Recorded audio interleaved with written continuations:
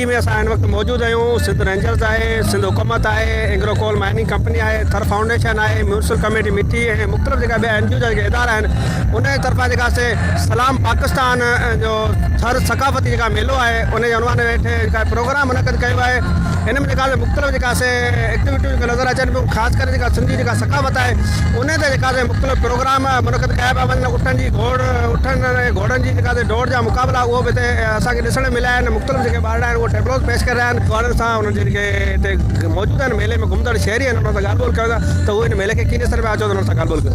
जी सकाफ़त खे न रुगो सिंध पर सॼे पाकिस्तान में ॾेखारण जो असां आज़म कयोसीं ऐं उन लाइ सुठी ॻाल्हि इहा आहे त पाकिस्तान जा तमामु वॾा वॾा इदारा government of Sindh, agro energy limited, Pakistan rangers Sindh ऐं उनखां अलावा जेके ॿिया इदारा आहिनि, शिंगाई इलेक्ट्रिक आहे, Sindh agro coal mining company आहे, उन्हनि सॼो इहो डोनर उन्हनि इन सॼे खे फंड कयो आहे त जीअं थर जी सकाफ़त खे, थर जे माण्हुनि खे, थर जे रंगनि खे, थर जी ख़ूबसूरत पोशाकनि खे दुनिया खे ॿुधाए सघिजे त हितां जा माण्हू ख़ुशियूं कीअं मल्हाईंदा आहिनि ऐं हितां जो जेको थर जो जेको मुस्बत तस्वुर आहे, थर जो मुस्बत जेको इमेज आहे उहो दुनिया खे ॾेखारे सघिजे। हज़ार जी तादाद में असांजे थरपारकर ऐं ॿाहिरि ज़िलनि खां बि जेके मिठी शहर आया आहिनि बिल्कुलु लुत्फ़ अंदाज़ थी। तव्हां ॾिसो पिया जेको पैराग्लाइडर या पैराशूट ज़रिए जंप लॻाइण, इहो तमामु सुठी एंटरटेनमेंट आहे। सकाफ़ती मेलो लॻायो वियो आहे, इहो तमामु ॾाढो ज़बरदस्त आहे, पंहिंजो मट पाण आहे। हिन में जेके बि असांजूं सकाफ़ती शयूं आहिनि उहे स्टॉलनि ते लॻायूं वयूं आहिनि ऐं उन सां असांजी सकाफ़त जेका आहे उजागर थी सघे थी। इहे मेला त लॻणु खपनि ऐं सुठो आहे, हर जॻह ते लॻनि था त मिठी में जॾहिं लॻे थो त ॾाढो सुठो लॻे थो।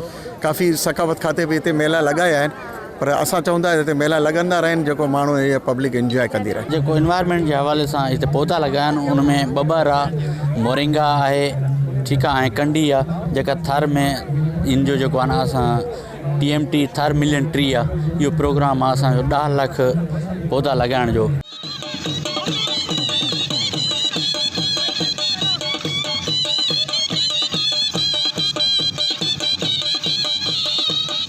थरपारकर जहिड़े खिते में जिते सदाईं बुख, ॾुकार, बेरोज़गारी, ख़ुदकशियूं, ॿारनि जो मरण, इन क़िस्म जूं ख़बरूं अचनि थियूं। उन इन्वायरमेंट में हिकिड़ो एॾी सेहतमंद एक्टिविटी जो हुजणु इंतिहाई सुठो सोण आहे ऐं असां सम्झूं था त उन में थर जो माण्हू पार्टिसिपेट कंदो, थर जे माण्हुनि खे मौक़ो मिलंदो त पंहिंजी सलाहियतूं जेके आहिनि से उहे उजागर कनि, ॾेखारे सघनि मुल्की सतह ते। थर जा माण्हू केतिरे क़दर हिन में जॉइन कयो आहे इन मेले खे ऐं हिकिड़ी इंटरटेनमेंट सुठी मिली वई आहे। थर में अहिड़े क़िस्म जो पहिरियों जेको अहिड़े क़िस्म जो मेलो लॻो आहे ऐं थर जा माण्हू जेके ॾुकार, पोइ सुकार, ईअं बारिशूं, पोइ मकड़नि जो हमलो, उन सॼी सूरत हाल खां पोइ जेका इंटरटेनमेंट जे लाइ इहो सुठो हिकिड़ो मौक़ो मिलियो आहे। ॿारनि जे लाइ हिकिड़ो सुठो फन ऐं सुठी हिकिड़ी क्रिएटिविटी असां ॾिठी।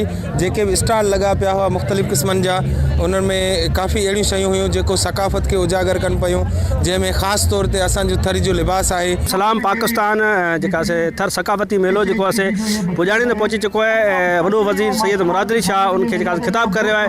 DG रेंजर्स बि उन मेले में मौजूदु आहे। वॾो वज़ीर जेका मुराद अली शाह ख़िताब करे जेका इहा ऐलान करे पियो त ब्लॉक 1 ऐं ब्लॉक 2 था जेका से असां 2021 ताईं अंदाज़न 3000 मेगावाट जेका बिजली पैदा करे असां नेशनल ग्रिड उन में दाख़िल कंदासीं। कैमरामैन अहमद अली सांगी सां गॾु गाज़ी बजीर, अवामी आवाज़ TV न्यूज़, मिठी, थरपारकर।